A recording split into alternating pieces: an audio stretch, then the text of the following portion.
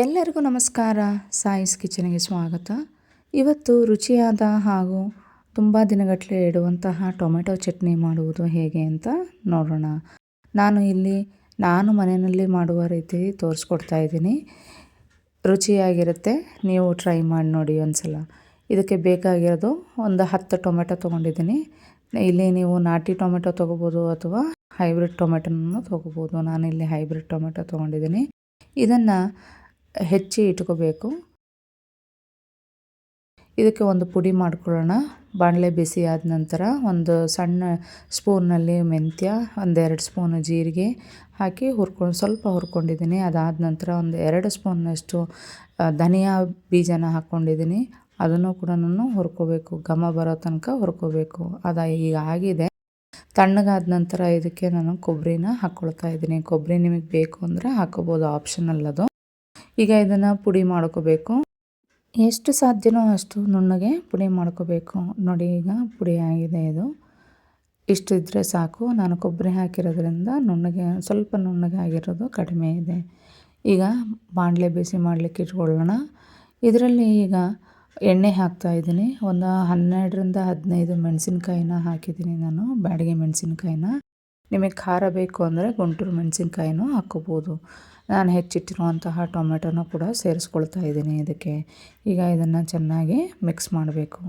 ಈ ಟೊಮೆಟೊನಲ್ಲಿ ಇರುವಂತಹ ನೀರಿನ ಅಂಶ ಎಲ್ಲ ಬಿಟ್ಕೋಬೇಕು, ಹಾಗೆ ಮೆತ್ತಗಾಗಬೇಕು. ಅಲ್ಲಿ ತನಕನೂ ನಾವು ಚೆನ್ನಾಗಿ ಬೇಯಿಸ್ಕೋಬೇಕಾಗತ್ತೆ. ನೋಡಿ, ಚೆನ್ನಾಗಿ ಇನ್ನೊಂದು ಸಲ ಮಿಕ್ಸ್ ಮಾಡ್ಕೊಳ್ಳಿ. ಇದು ಬಿಡ್ತಾ ಇದೆ ನೀರನ್ನ.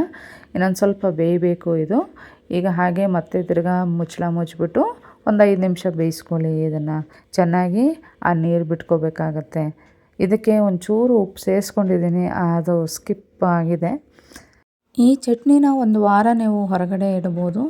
ಆಮೇಲೆ ಫ್ರಿಜ್ನಲ್ಲಿ ಆದರೆ ತಿಂಗಳನ್ಗಟ್ಟಲೆ ಇಟ್ಕೋಬೋದು. ಈಗ ಇದಕ್ಕೆ 1.5 ಇಂಚಿನಷ್ಟು ಶುಂಠಿನ ಹಾಕ್ಕೊಳ್ತಾ ಇದ್ದೀನಿ. ಸಣ್ಣದಾಗಿ ಹೆಚ್ಕೊಂಡು ಹಾಕಿ 1 ನಿಮಿಷ ಇದನ್ನು ಮಿಕ್ಸ್ ಮಾಡ್ಕೊಳ್ಳಿ. ಈಗ ಇದು ತಣ್ಣಗಾದ ನಂತರ ಇದನ್ನು ನಾನು ಮಿಕ್ಸಿಗೆ ಹಾಕ್ಕೊಂಡು ರುಬ್ಕೊಳ್ತೀನಿ. ಈಗ ಮಿಕ್ಸಿಗೆ ಇದನ್ನು ಹಾಕ್ಕೊಂಡು ರುಬ್ಕೋಬೇಕಾಗತ್ತೆ. ನುಣ್ಣಗೆ ರುಬ್ಕೋಬೇಕು. ಇದು ಒಂದು ಸ್ವಲ್ಪ ಆರಬೇಕು. ತಣ್ಣಗಾದ ನಂತರ ಇದನ್ನು ರುಬ್ಕೋಬೇಕಾಗತ್ತೆ. ಈಗ ನೋಡಿ, ಇಷ್ಟು ನುಣ್ಣಗೆ ರುಬ್ಕೊಂಡಿದ್ದೀನಿ ನಾನು. ಇಷ್ಟು ನುಣ್ಣಗಿದ್ರೆ ಸಾಕು. ಈಗ ಇದನ್ನು ನಾವು ಬಾಡಿಸ್ಕೋಬೇಕಾಗತ್ತೆ. ನಾನು ಒಂದು ಬಾಣಲಿಗೆ ಎಣ್ಣೆ ಹಾಕ್ಕೊಂಡಿದ್ದೀನಿ. ಇದಕ್ಕೆ ಒಂದು ಸ್ವಲ್ಪ ಜಾಸ್ತಿ ಎಣ್ಣೆ ಹಿಡಿಯುತ್ತೆ. ಈ ಎಣ್ಣೆ ಕಾದ ನಂತರ ಇದಕ್ಕೆ 1 ಸ್ಪೂನಷ್ಟು ಸಾಸಿವೆ ಹಾಕ್ಕೊಂಡಿದ್ದೀನಿ. ಅದು ಚಿಟ್ಕೊಟ್ಟಿದ ನಂತರ ಇದಕ್ಕೆ ನಾನು ಇಂಗನ್ನ ಹಾಕ್ಕೊತಾ ಇದ್ದೀನಿ. ಒಂದು 1/4 ಸ್ಪೂನ್ನಷ್ಟು ಇಂಗನ್ನ ಹಾಕ್ಕೊಂಡಿದ್ದೀನಿ. ಇಲ್ಲಿ ನೀವು ಬೆಳ್ಳುಳ್ಳಿ ಕೂಡ ಹಾಕ್ಕೋಬೋದು. ನಾನಿಲ್ಲಿ ಹಿಂಗೆ ಹಾಕ್ಕೊಂಡಿದ್ದೀನಿ. ಈಗ ಸಣ್ಣ ಉರಿ ಇಟ್ಕೊಂಡ್ಬಿಟ್ಟು ನಾವು ರುಬ್ಬಿರೋಂತಹ ಟೊಮೆಟೊನ ಹಾಕಿಬಿಟ್ಟು ಇದನ್ನು ಚೆನ್ನಾಗಿ ಮಿಕ್ಸ್ ಮಾಡಿ ಸಣ್ಣ ಉರಿನಲ್ಲೇ ಇದನ್ನು ಬೇಯಿಸ್ಕೋಬೇಕಾಗತ್ತೆ, ಅಂದರೆ ಬಾಡಿಸ್ಕೋಬೇಕಾಗತ್ತೆ. ಈಗ ಚೆನ್ನಾಗಿ ಮಿಕ್ಸ್ ಮಾಡಿಬಿಟ್ಟು ಇದನ್ನು ಮುಚ್ಚಿಟ್ಬಿಡಬೇಕು, ಇಲ್ಲಾಂದರೆ ಎಲ್ಲ ಕಡೆಯೂ ಸಿಡಿಯುತ್ತೆ.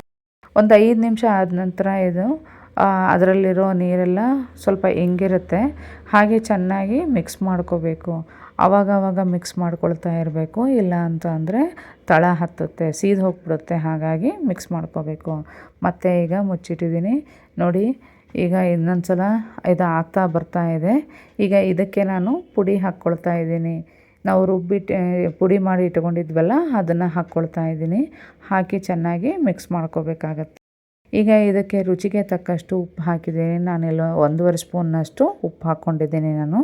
ಹಾಗೆ ಒಂದು 4 ಸ್ಪೂನ್ನಷ್ಟು 4-5 ಸ್ಪೂನ್ನಷ್ಟು ನಾನು ಬೆಲ್ಲನ ಸೇರಿಸ್ಕೊಂಡಿದ್ದೀನಿ. ನಿಮಗೆ ಇನ್ನೊಂದು ಸ್ವಲ್ಪ ಸಿಹಿ ಬೇಕು ಅಂತ ಅಂದರೆ ನೀವು ಜಾಸ್ತಿ ಹಾಕ್ಕೋಬೋದಾಗತ್ತೆ. ಚೆನ್ನಾಗಿ ಮಿಕ್ಸ್ ಮಾಡಬೇಕು. ಇದನ್ನು ಚೆನ್ನಾಗಿ ಮಿಕ್ಸ್ ಆದ ನಂತರ ಇದನ್ನು ಮತ್ತೆ ಬಾಡಿಸ್ಬೇಕಾಗತ್ತೆ. ಈಗ ಖಾರಕ್ಕೋಸ್ಕರ ನಾನು ಇಲ್ಲಿ 1 ಸ್ಪೂನಷ್ಟು ಹಸಿಮೆಣಸಿನ ಪುಡಿನ ಹಾಕ್ಕೊಂಡಿದ್ದೀನಿ. ಅಲ್ಲಿ ಬ್ಯಾಡಗಿ ಮೆಣಸಿನ್ಕಾಯಿ ತೊಗೊಂಡಿದ್ವಲ್ಲ, ಹಾಗಾಗಿ ಇಲ್ಲಿ ಹಸಿಮೆಣಸಿನ ಪುಡಿನ ಹಾಕ್ಕೊಂಡಿದ್ದೀನಿ.